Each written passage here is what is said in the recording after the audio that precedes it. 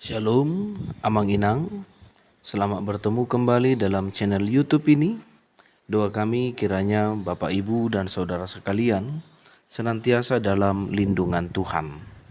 Firman Tuhan yang menyapa kehidupan kita dalam ibadah pertanyaan kita hari ini, yaitu yang menjadi epistel dalam Minggu 31 Mei 2026, yaitu kitab Yesaya pasal 44, dimulai dari yang pertama hingga yang ke-8.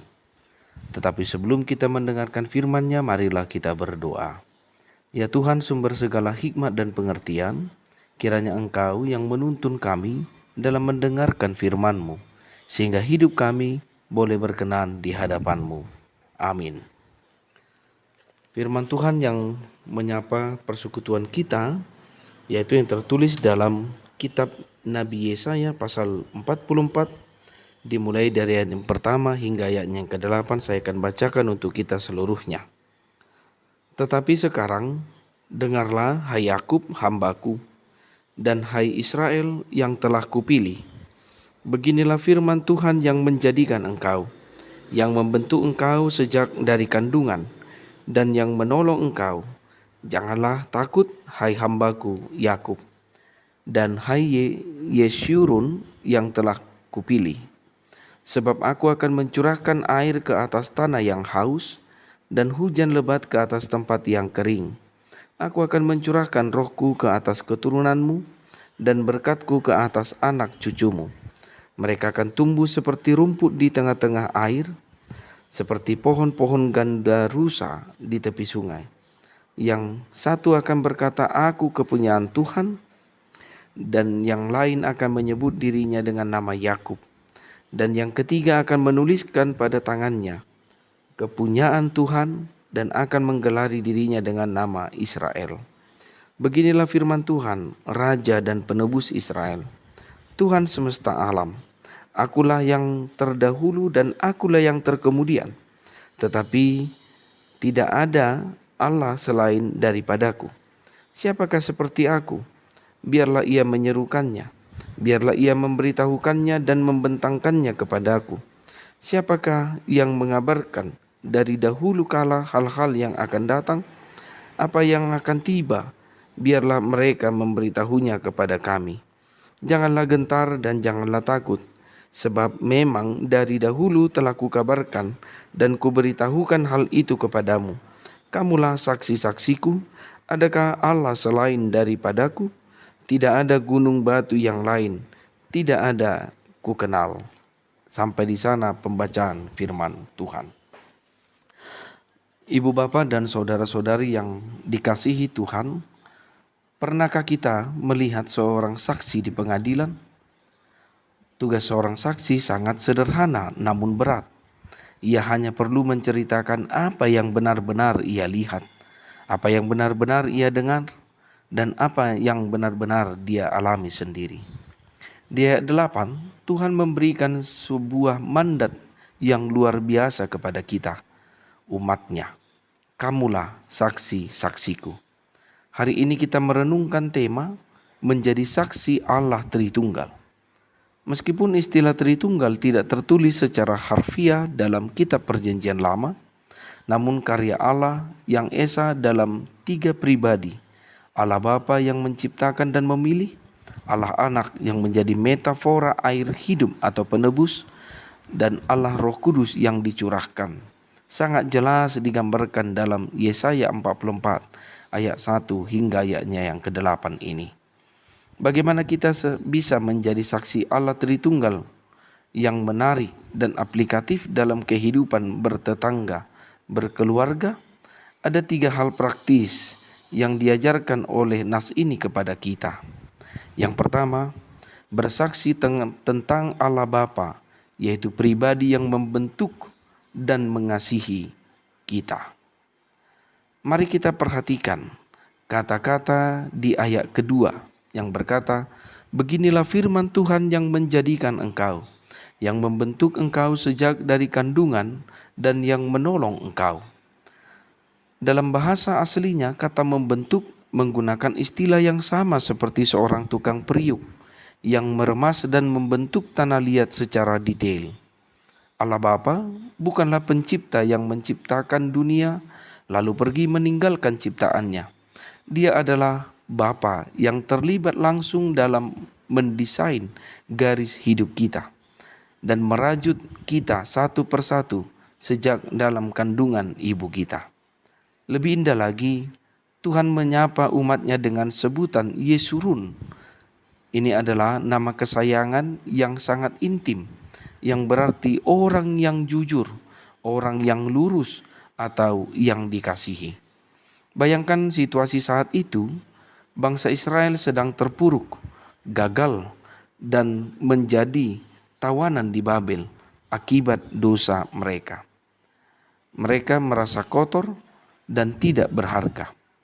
Tetapi Allah Bapa datang dan menyapa mereka dengan berkata, "Hai anakku yang terkasih, aku tahu kamu gagal, tetapi identitasmu di mataku tidak berubah." Apa yang perlu kita pahami dari perkataan itu? Ingatlah, karakter utama Allah Bapa adalah kasih yang mengadopsi dan membentuk. Kita berharga bukan karena kita hebat, bukan tanpa celah, atau karena kita memiliki sesuatu.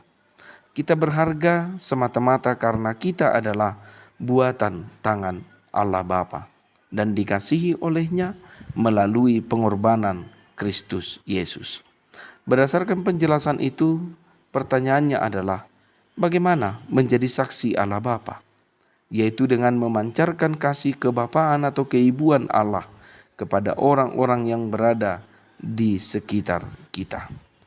Hal ini dapat kita kerjakan melalui yang pertama, menghargai bentuk orang lain dengan cara stop menghakimi.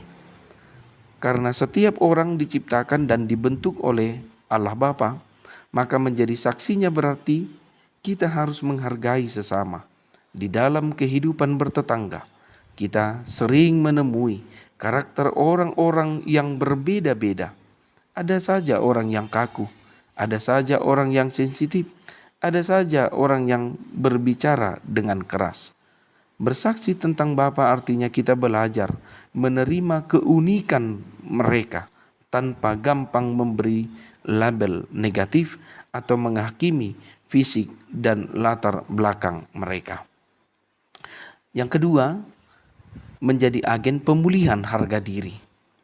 Banyak orang di sekitar kita atau bahkan dalam keluarga kita sendiri yang merasa minder, gagal, atau ditolak oleh keadaan. Kita bisa menjadi saksi Allah Bapa dengan cara memberikan kata-kata penguatan. Maka gantilah kritik yang menjatuhkan dengan sebuah apresiasi. Ketika melihat tetangga atau anak kita melakukan kesalahan, tegurlah dengan kasih yang membangun, bukan dengan amarah yang menghancurkan harga diri mereka. Yang ketiga, hadirlah sebagai penolong yang nyata. Ayat kedua mengatakan Bapa adalah pribadi yang menolong engkau. Kita menjadi saksinya ketika tangan kita terulur untuk menolong sesama warga sekitar kita yang berada dalam kesusahan. Saat ada tetangga yang sakit, berduka, atau mengalami kesulitan ekonomi, kehadiran dan bantuan tulus kita tanpa memandang suku, ras, ataupun agama adalah kesaksian paling nyata bahwa Allah Bapa itu hidup dan memelihara mereka melalui kita. Poin yang kedua, Bapak Ibu, Saudara-saudari, bersaksi tentang Allah Roh Kudus, yaitu pribadi yang menyegarkan dan memulihkan. Mari kita perhatikan metafora yang sangat indah pada ayat ketiga. Dikatakan di sana, sebab aku akan mencurahkan air ke atas tanah yang haus dan gelombang air pasang ke atas tanah yang kering. Aku akan mencurahkan rohku ke atas keturunanmu dan berkatku ke atas anak cucumu. Tuhan menggunakan kontras yang sangat tajam di sini. Tanah yang haus ataupun kering melawan curahan air lebat. Bapak Ibu Saudara-saudari sekalian, di Timur Tengah, tanah yang gersang akan mengeras seperti batu, mengalami keretakan dan tidak bisa ditumbuhi apapun. Namun, ketika hujan lebat datang, tanah yang keras itu melunak kembali dan benih-benih kehidupan mulai tumbuh dengan sangat cepat. Sebagaimana yang dikatakan pada ayat 4, mereka akan tumbuh seperti rumput di tengah-tengah air. Apa yang ingin disampaikan dari perkataan di atas? Yang ingin disampaikan adalah Tuhan sedang menyamaikan air yang menghidupkan ini dengan Roh Kudus. Roh Kudus adalah pribadi yang aktif untuk membongkar kekerasan hati, menghidupkan kembali pengharapan yang mati, dan memberikan kesegaran rohani di tengah-tengah situasi yang gersang. Sehingga harus kita pahami bahwa karakter utama Roh Kudus dalam teks ini adalah sebagai sumber kehidupan, sebagai sumber penghibur, sebagai sumber pemulihan. Roh Kudus bekerja dari dalam keluar. Dia tidak hanya mengubah keadaan lahiriah, tetapi pertama-tama mengubah kondisi hati manusia yang kering dan gersang. Bapak Ibu sekalian, melalui penjelasan ini, maka kita dipanggil menjadi saluran pipa bagi aliran air Roh Kudus itu.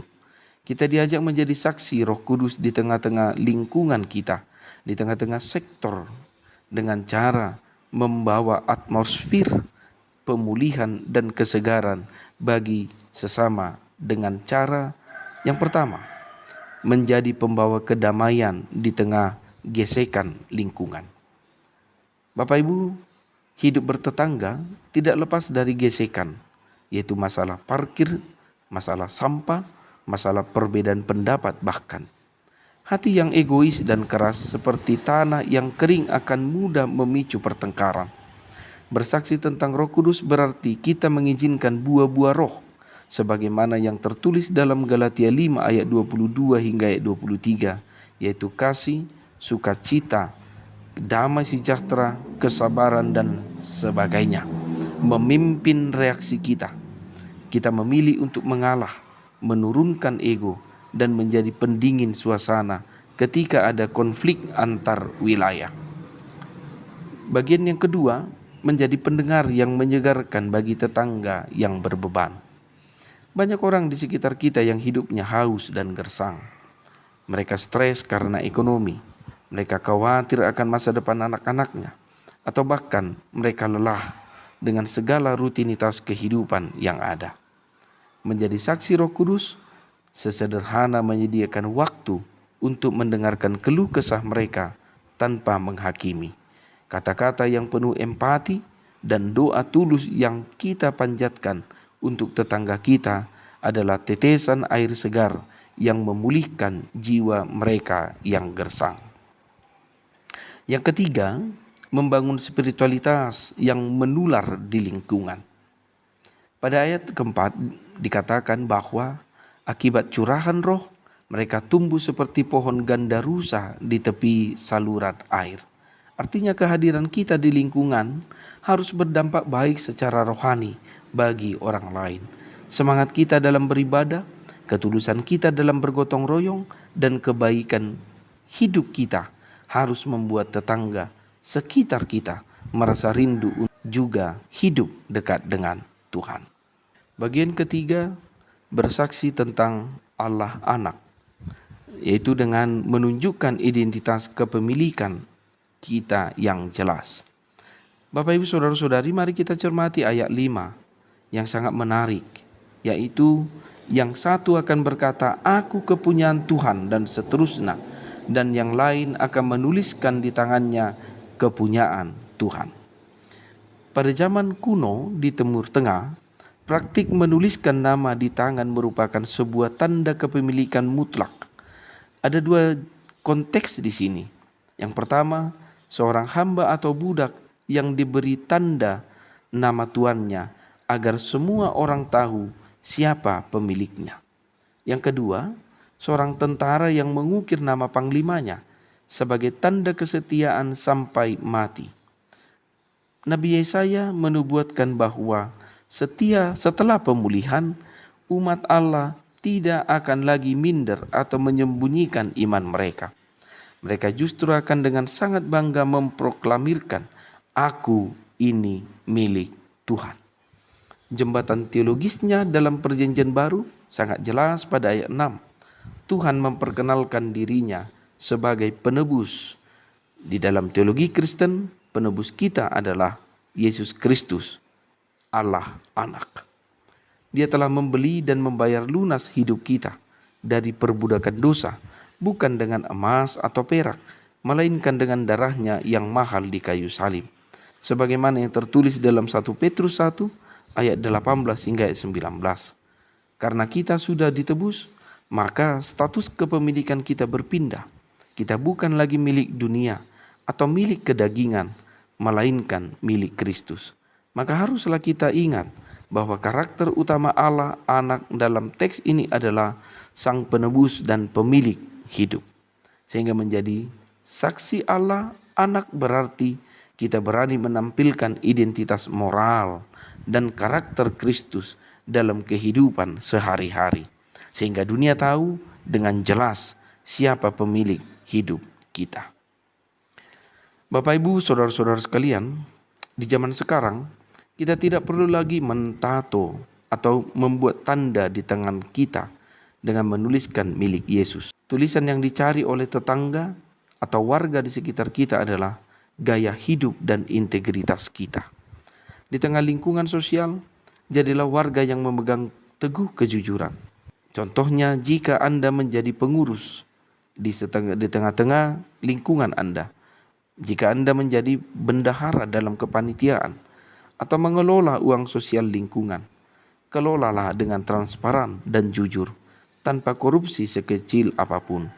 Ketika orang lain melihat ketulusan dan kejujuran Anda, mereka akan melihat merek Kristus di dalam diri Anda. Menjadi milik Kristus berarti kita tidak ikut-ikutan melakukan hal yang salah hanya karena semua orang melakukan yang salah.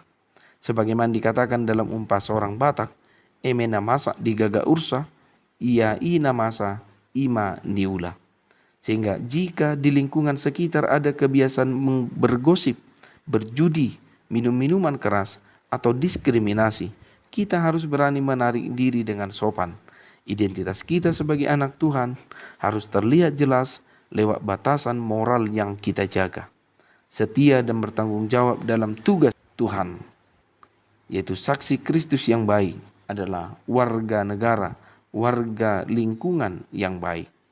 Ikutlah ambil bagian dalam kegiatan gotong royong, ataupun ronda malam, ataupun rapat-rapat di tengah-tengah di mana kita berada.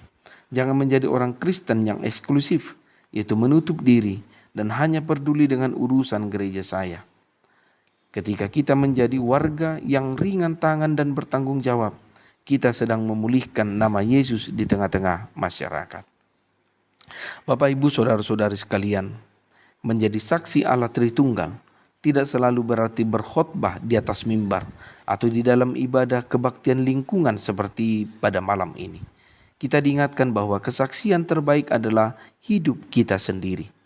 Ketika kita mengasihi sesama, atau ketika kita membawa kedamaian dan kesejukan, atau ketika hidup dalam integritas serta kebenaran, maka kita telah menjadi saksi yang hidup.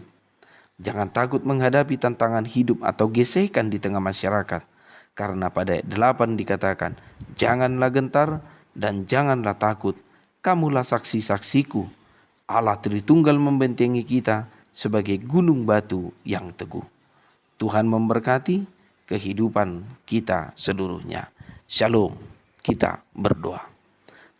Bapa, ajar kami untuk mampu melakoni firman-Mu, terlebih mempersembahkan hidup kami dalam tuntunan firman-Mu saja. Agar hidup kami itu boleh menjadi pujian, hormat bagi nama-Mu. Dalam Kristus Yesus kami berdoa dan mengucap syukur. Amin.